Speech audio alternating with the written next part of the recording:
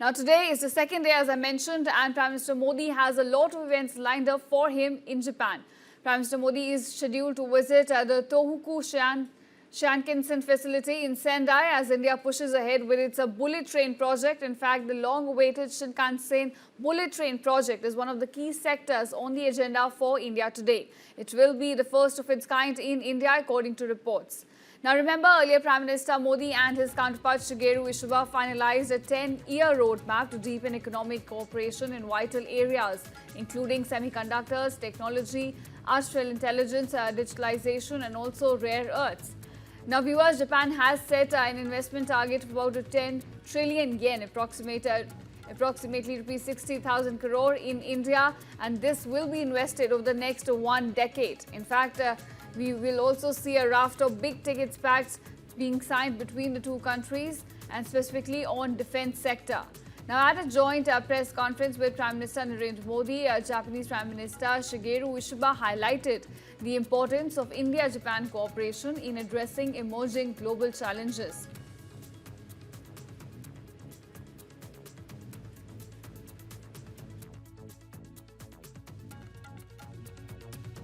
भारत और Japan business forum में भी मैंने जापानी कंपनियों को कहा, make in India, make for the world. Friends, when we think about Japan and India relations going forward, we need to take advantage of each other's strengths to bring solutions to our challenges and to help each other, or to think about possible solutions for the next generation's challenges where no answer is seen today, to bring wisdom together, to co-create solutions. And that, I believe, would be the benefit for both of our countries in having complementary and mutual relationships. Now, speaking at the Japan Joint Economic Forum, Prime Minister Modi also issued an invitation to his Japanese counterpart saying, "Come, make in India, make for the world," in fact.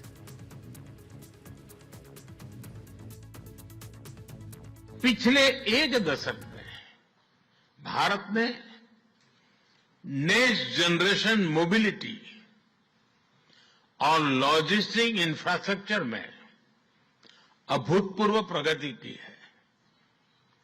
हमारे ports की क्षमता दोगुनी हो गई है. 160 से ऊपर airports हैं. 1000 किलोमीटर लंबी मेट्रो लाइन बनी है.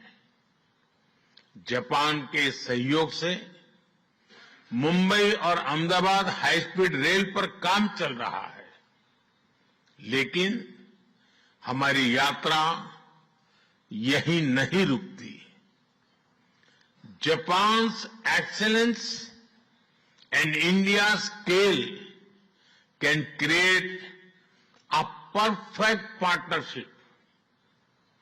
पांचवा है स्किल डेवलपमेंट और people to people ties. Bharat का स्किल्ड युवा टैलेंट वैश्विक जरूरतें पूरी करने की क्षमता रखता है. इसका लाभ जापान भी उठा सकता है.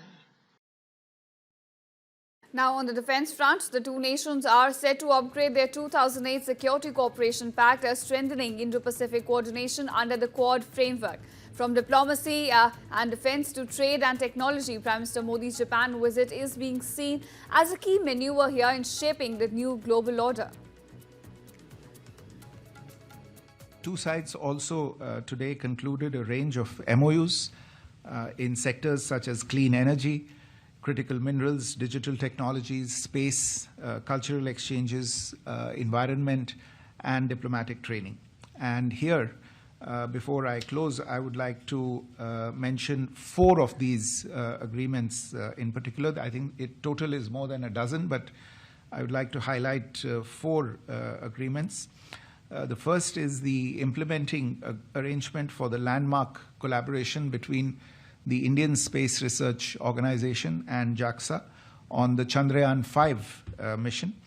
This was exchanged in front of our leaders today. The critical mineral sector is a big priority, as I said. Japan has advanced technologies and India has resources. The Memorandum of Cooperation on Mineral Resources, which was concluded today, will lead to much more meaningful cooperation in this strategic sector. Thirdly, the joint crediting mechanism will promote Japanese investments into India and contribute to reduction of greenhouse gas emission, as well as help in India's energy transition. And finally, the India-Japan Digital Partnership 2.0 will strengthen our collaboration in digital public infrastructure, digital talent, and joint R&D in futuristic technologies. They also launched the Next Generation Mobility Partnership, which would leverage the strength of Indian talent and Japanese technology in the infrastructure, logistics, and mobility sector, particularly railways, aviation, ports. Now, viewers, following this, Prime Minister Modi will travel to China from August 31st to September 1st, and this is to attend the Shanghai Cooperation Organization Summit in Tianjin at the invitation of President Xi Jinping. In fact, India, which has been a member of SCO since 2017 and also former Council of Heads of State President in 2022 to 2023, will engage with multiple regional and global leaders in China. In fact, on the sidelines, Prime Minister Modi is expected to hold bilateral meetings as well. Let's also listen into what experts are saying and how they're looking at the China visit. First of all, we didn't pull out of RCEP. We didn't join RCEP at all, even though the offer was open to us. And even today, we can join RCEP if we are inclined towards doing it. So that's entirely a different issue. We didn't join RCEP personally. I think it was a mistake. But the decision makers have a broader view, and they thought that it was not appropriate to join RCEP. At that time, maybe now, whenever, if you think it gives us some benefit, we will. I think we should. But anyway, that apart. Coming to the issue of trade. Trade is a natural process. Countries will trade wherever there are advantages.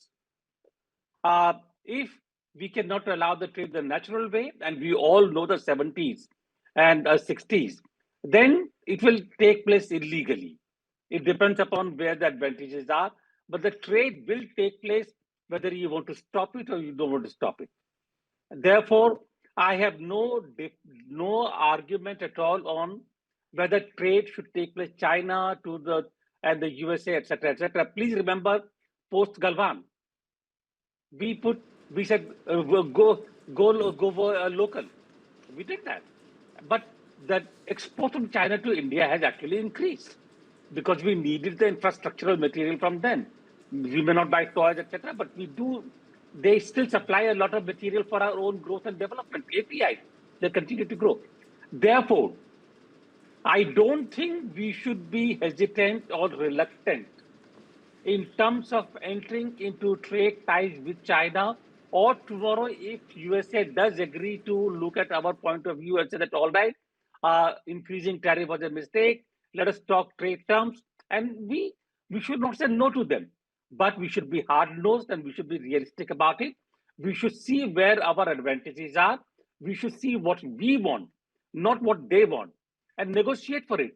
Our problem is that we look at negativity. What do they want? Can we give it to them? Not what we want, not what we need. Just like in the case of artificial intelligence or semiconductors. India was a forward-looking country in the area of semiconductor in 70s. I remember that. And we closed our only one semiconductor plant, and we lost the advantage. APIs. Our pharmaceutical industry grew on the strength of APIs. We sent it off China. Short-sighted. Therefore, negotiate with both China and USA. USA is prepared to offer, but be hard-nosed, be realistic. As far as the border is concerned, I know with China there are issues. I think what we should try to tell both of them, what Prime Minister has been telling them always, that this is not an era of war, an era of conflict. We should not think in terms of nuclear conflicts in future. So what we have to try to do is to, firstly, with China, we have to make sure that there's a reliability and long-term projection about the stability of supplies. The partnerships, supply chain partnerships which we are developing in Asia and elsewhere, they should continue unabated. That's number one, and the balance should be there. I mean, if we are buying about $114 billion worth of goods from China, then China cannot simply say, okay, you make $100 billion out of India. So I think they should try to do something, and we have already given some inclination to allow better visa facilities to Chinese business people, Chinese students, and also for Chinese investments into India. So there should be stability, and then the Chinese should store all the information with regard to India in India. So then they should try to behave as a better international partner, which will also be a kind of a indication for other European countries and other partners of India that they don't have to insist that India should give tax exemptions and should allow international storage of information about India and Indians. As regards Putin is concerned, I think we have great partnership with Russia that we don't have to bother about it because there is going to be more defense level relationship, more high tech, more joint production, more concepts about joint R&D, etc. I think that they should develop, but at the same time, we should be able to influence the thinking in both China and Russia that while we strengthen the RIC cooperation, well, it should be benefit for the whole world. It should be for the benefit of Asia. We are not thinking in terms of the old Cold War kind of a scenario, which led us to think of 1971. But we should really look towards the future. And that is a very important initiative which Prime Minister can do. Like President Trump thinks that he is the third glorious president in USA. We think that Prime Minister Modi is the first Prime Minister of India who can really do a lot of changes for India, for Asia, and for the world. And I think, therefore, he should not miss this opportunity. It's an extremely crucial round of meetings in Japan and China with Xi and with Putin.